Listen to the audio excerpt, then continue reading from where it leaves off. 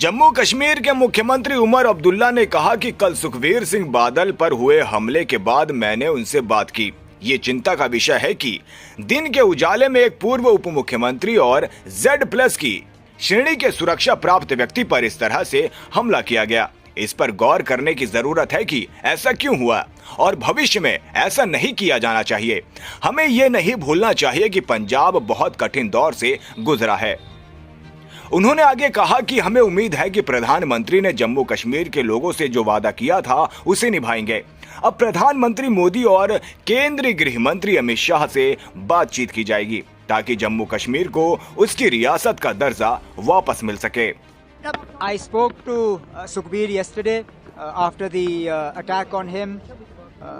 I expressed obviously our gratefulness to Almighty that he survived that attack. We spoke about the situation. Obviously, some of the things that he shared with me are not for public consumption, but it's a matter of concern.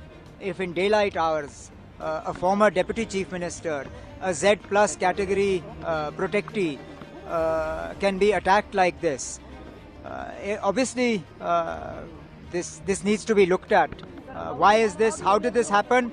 And to ensure that it doesn't happen in the future, because let's not forget, not long ago Punjab went through a very difficult phase in the 80s and early 90s, and God forbid we see something like that again. वो लड़ाई जम्मू कश्मीर को दोबारा रियासत का दर्जा हासिल हो, हमें वो लड़ाई लड़नी है। हम उम्मीद करते हैं कि वज़ीर आज़म साहब ने जो जम्मू कश्मीर के लोगों के साथ वादा किया, हमारे साथ नहीं, जम्मू कश्मीर के आवाम के साथ, पार्लियामेंट इलेक्शन के दौरान और उसके बाद असेंबली इलेक्शन के दौरान, इन दोनों इंतखाबात में जम्मू कश्मीर के लोगों ने बढ़ चढ़ के हिस्सा लिया।